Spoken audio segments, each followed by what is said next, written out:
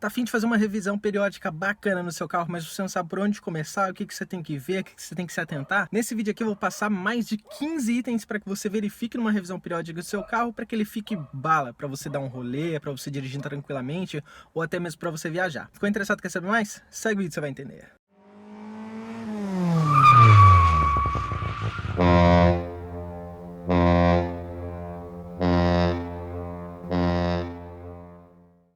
Fala, seus doidos, tudo beleza? Aqui tá falando é Thiago Franca, estamos começando mais um Carro Vlog. Hoje eu vim aqui passar um conteúdo incrível para vocês, com mais de 15 itens para que vocês verifiquem e se atentem aí numa possível revisão periódica que você está fazendo no seu carro, seja para qual for o motivo, para você dirigir com mais tranquilidade, seja para você ir viajar, ou seja para que você faça de acordo com a quilometragem mesmo, ou o tempo que você já vem rodando com o seu carro. Eu gosto de ressaltar aqui já logo de cara que você não precisa trocar todos esses itens para que você fique satisfeito com a sua revisão periódica, porque tudo que eu vou dizer aqui é o que englobaria uma revisão completa do seu carro. Às vezes você precisa só mexer na suspensão, às vezes só precisa fazer a troca de óleo, a troca dos filtros, e por aí vai, né? Então não necessariamente você precisa se preocupar com todos os itens. Vou descer do carro e bora começar essas dicas de revisão para que você fique esperto e de olho aberto.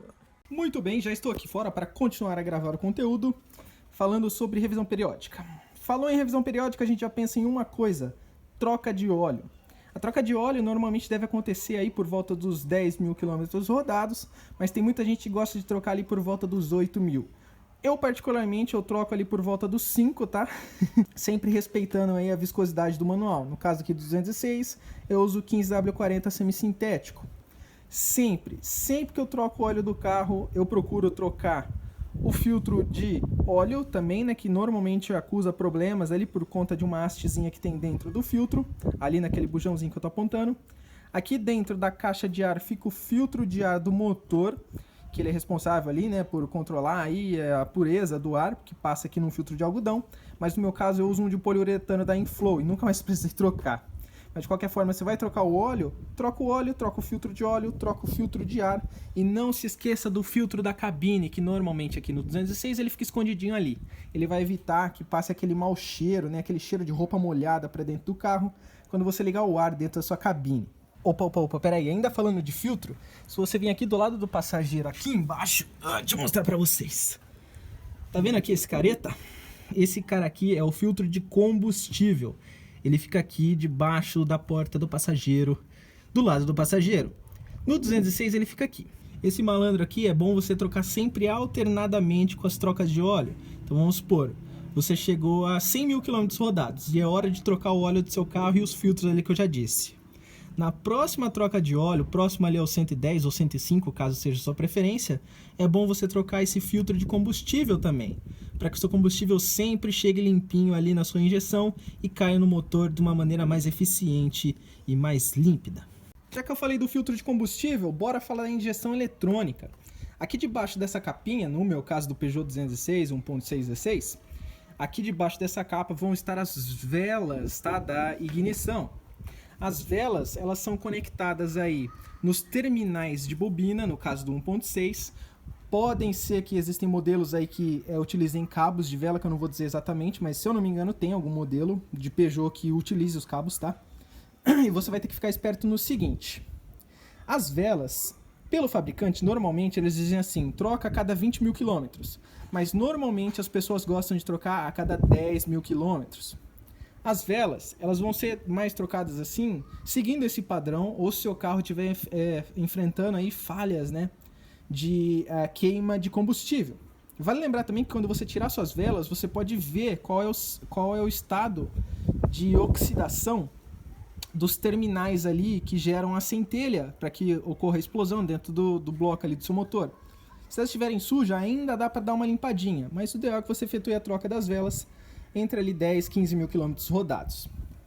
Falando dos terminais, né, já que eu toquei no assunto e dos cabos de vela, você só vai efetuar a troca deles se eles estiverem em mau estado, né, apresentando que, no caso dos terminais, se as molinhas já estiverem ruinzinhas, ou se nos cabos eles já estiverem meio que trincados ou velhos, né, porque é plástico, né, é borracha, resseca com o tempo. Então você só vai trocar eles se eles não estiverem em bom estado. Ainda falando de injeção eletrônica, se você olhar aqui no meu 1.6, deixa eu ver se você vai conseguir ver, tá vendo laranjinha, ó? Aqui, são os 4 bico injetores. Os bico injetores você só vai trocar se o seu carro estiver falhando. Ou, vamos supor, você tirou o seu bico, ele não estava em bom estado porque ele estava entupido, você tentou fazer uma limpeza e não adiantou. Só troca o bico se não tiver jeito, tá? Porque o bico aí é para ser uma peça resistente do carro, e você só vai efetuar a troca dele se realmente for necessário. Coisa que é difícil acontecer de você ter que trocar os 4. Você só troca tudo assim que eu tô dizendo se você tiver dinheiro para isso e tiver muita vontade, porque vai muita grana toda a revisão periódica se você quiser fazer isso. Agora que eu já terminei de falar da injeção, bora falar das correias, tá? No meu caso aqui são 2 correias, a correia dentada e a correia de acessórios. A correia dentada, normalmente elas podem chegar a incríveis 60 mil quilômetros antes de ser efetuada a troca.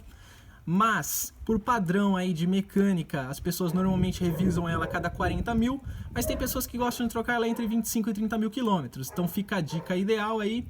Passou uns 25 mil quilômetros rodados, dá uma olhadinha na situação dela, né? Faz uma inspeção visual para ver como que ela tá e efetua a troca se ela estiver apresentando aí, né, falhas na sua composição, né, na borracha ali, né? Falando da correia de acessórios, que é essa aqui que passa no alternador, passa na bomba de direção, caso esse aqui é o meu caso, que passa ali também no compressor do ar-condicionado.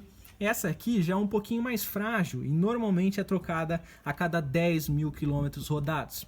Se você evita de trocar ela, vai acontecer de aparecerem grilos aí, né? E acaba forçando os rolamentos dos acessórios do seu carro. Então, se eu fosse você, eu trocaria a cada 10 mil quilômetros para evitar aí de ter que trocar mais peças do seu carro. Já terminei de falar das correias, bora falar aqui para os freios. Os freios a disco, normalmente, eles têm uma vida útil aí entre 10 e 30 mil quilômetros, de acordo com como você roda com o carro. E sempre que você for trocar o disco do carro, tenta colocar na sua cabeça que você tem que trocar as pastilhas também. Apesar de acontecer bastante, se você frenar muito o carro, as pastilhas têm de ser trocado antes de você trocar os discos. Até porque tem disco de algumas marcas que acabam durando um pouquinho mais que o comum. Agora, falando aqui do freio traseiro, se você for daqueles carros que equipam o freio a tambor atrás, você tem que ficar esperto no seguinte: os freios a tambor, eles são um pouquinho mais resistentes que os discos e as pastilhas, então eles têm uma vida útil um pouco maior. Então, se você tem o freio a tambor, você troca aí por volta dos 50 mil quilômetros rodado, e as lonas você troca a cada 25 mil. Então, basicamente, se você for fazer uma revisão periódica e for trocar as lonas, na próxima troca você vai ter que trocar o freio a tambor também. Ainda falando de freio, vamos falar de uma coisa muito importante, que é o fluido de freio, que fica normalmente num reservatóriozinho branco, por volta aqui do lado esquerdo do motor. No caso do 206 é aqui, e ele não tem exatamente uma quilometragem exata e específica para que você troque o fluido de freio. Ele tem uma data de validade, que eu dei uma pesquisada e acabei vendo, que normalmente por volta de 2 anos. 2 aninhos você tem que trocar o seu fluido de freio, porque a composição do fluido de freio é feita de tal forma que com o passar do tempo começam a surgir bolhas de ar dentro ali, né, junto à composição do fluido. E isso acaba gerando aquela entrada de ar no sistema de freio, causando a irregularidade na hora que você pisa no freio, ele falha assim na hora de frear, ou até mesmo, dependendo do caso, de não frear de qualquer maneira. Isso é muito perigoso. Passou 2 anos, troca o fluido de freio, que aí fica bala e seu freio funciona tranquilamente. Vou falar agora aqui, ó, desse safadinho aqui, que no caso seria as molas e os amortecedores. Tanto para os amortecedores dianteiros quanto para os traseiros.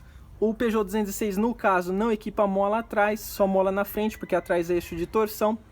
Você tem que ficar esperto no seguinte: os amortecedores, eles normalmente são trocados entre 30 e 40 mil quilômetros, né?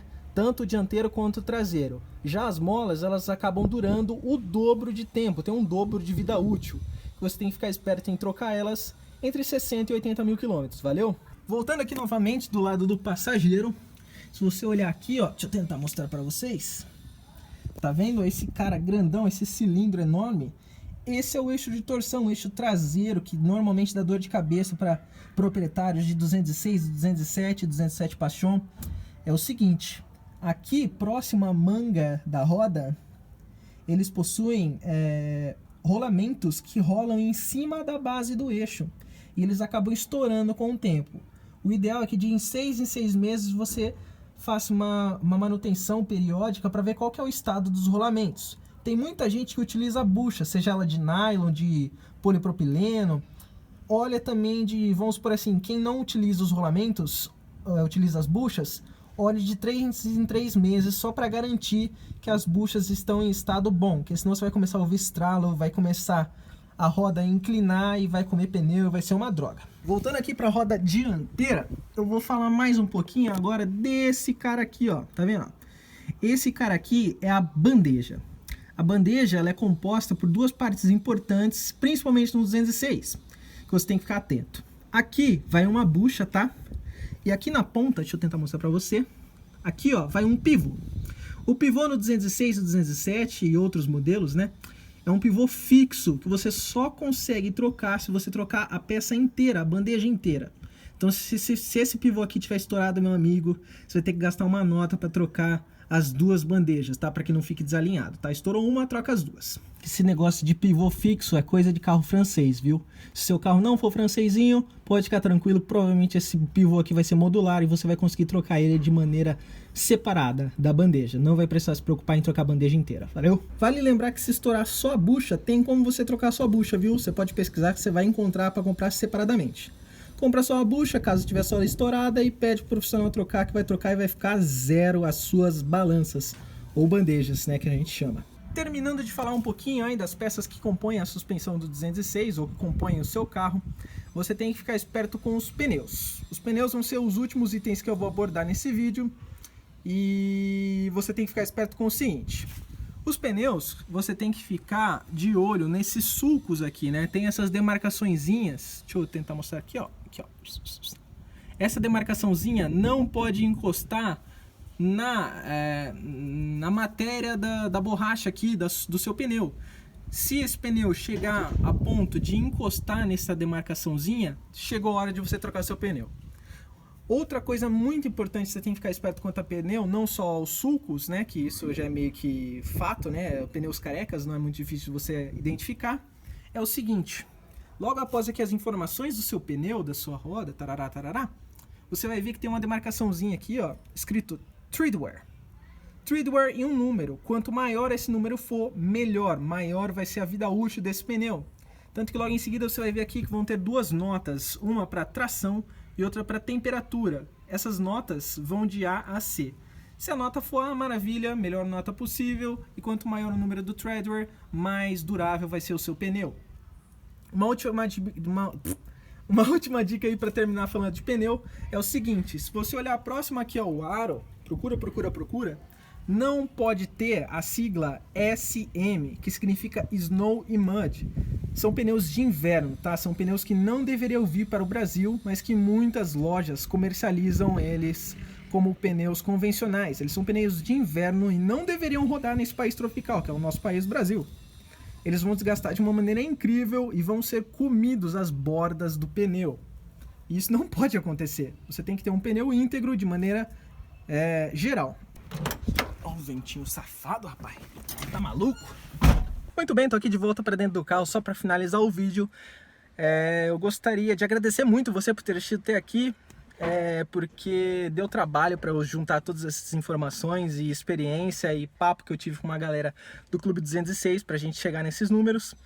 E eu gosto de sempre bater na mesma tecla: não precisa trocar todos esses itens para que a sua revisão periódica seja bala, tá? Você pode sim trocar tudo, que seu carro vai ficar maravilhoso, mas nem sempre vai ser o caso de você precisar trocar tudo isso. Essas aí foram dicas para que você faça uma revisão periódica bacana, né? De uma maneira simples, mas também completa e técnica. Vamos supor que você encolou num cara e você fala: ó, precisa trocar isso, fica de olho nisso. Que as chances de alguém querer te enganar de alguma maneira ou querer deixar os preços muito acima da média já vai diminuir, porque a pessoa vai perceber que você entende um pouco de carro. Então é isso. Eu gostaria de pedir para você se inscrever no canal, caso você não seja inscrito, que eu posto vídeo bacana toda semana. Tento fazer que seja bacana. Participe na verdade se puder, deixando seu like, deixando seu comentário. E o mais importante de tudo, continue seguindo o canal francamente, valeu? Então é isso. Francão indo nessa, valeu, um abraço e tchau, moleque, que já deu muito vídeo. Falou!